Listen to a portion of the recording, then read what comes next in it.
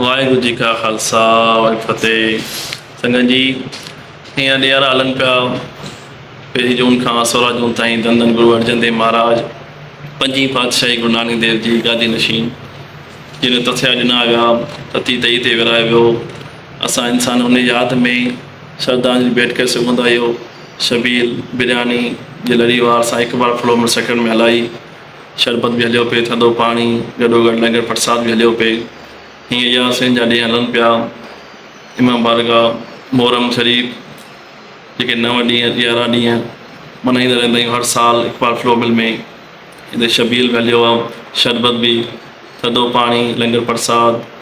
असांजो पार्टनर सईद मुराद अली शाह बिजा सिटी वारो, उहो पार्टनर अक्सर उन यासिन जा मञनि था, त उन करे असां बि गॾु उनखे मञींदा आहियूं। जिते बि असांजा इदारा आहिनि शाह ग्रुप में, शाह काटन, शान काटन, शान राइस, बिजा रोड, बिजा city, Iqbal flour mill, Karachi, जिते बि असांजा इदारा आहिनि उते असीं इहे शबील हलाईंदा रहंदा आहियूं। शरबत, थधो पाणी, इहा हिकु ख़िदमत आहे इंसान जी। जीअं रब आलमीन रब मुस्लिम आहे, गुरु नानक देव जी उपदेश ॾिनो असांखे त अवल अल्लाह नूर पाया कुदरत के सब बंदे, एक नूर ते सभु जग पुजिया, कौन भले को मंदे।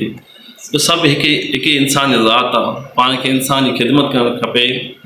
केर बि कंहिंजे घरां कोन थो ॾिए, उहो रब अल्लाह आहे जो करण कारण प्रभ एक दूसर नाहे कोई, नानक तिस्बलहार जलसन मिल सोए। उहो ई परमात्मा सभिनी खे ॾिए थो, उन ई खज़ाने में पाण ॾियूं था।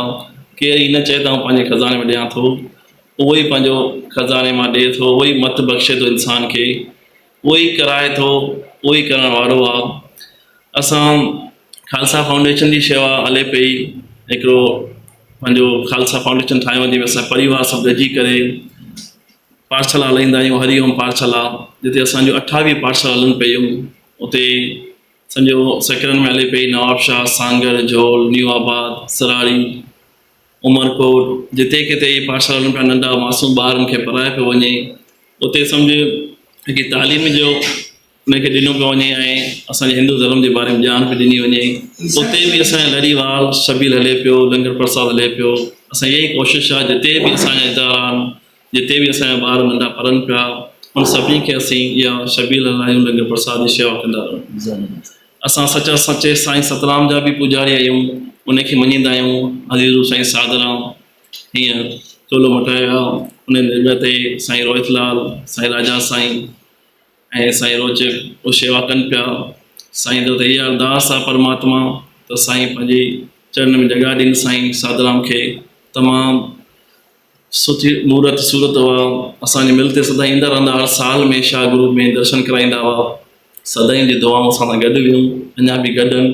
इहा ई अरदास आहे मालिक दर ते त बसि ईअं ई शेवाऊं हलंदियूं रहनि। कॾहिं ॾुखियाई न अचे, कॾहिं मार न अचे, कॾहिं इंकार न अचे।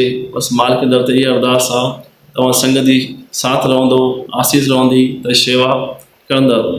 वाहिगुरु वाहिगुरु। ज़बरदस्त। जन प्यारा दोस्तो, अॼु जा मौक़ुफ़ तव्हां ॿुधा ऐं जिथां बि असांखे दोस्त ॾिसी रहिया आहिनि, कमेंट में पंहिंजी राय लाज़मी ॾींदा।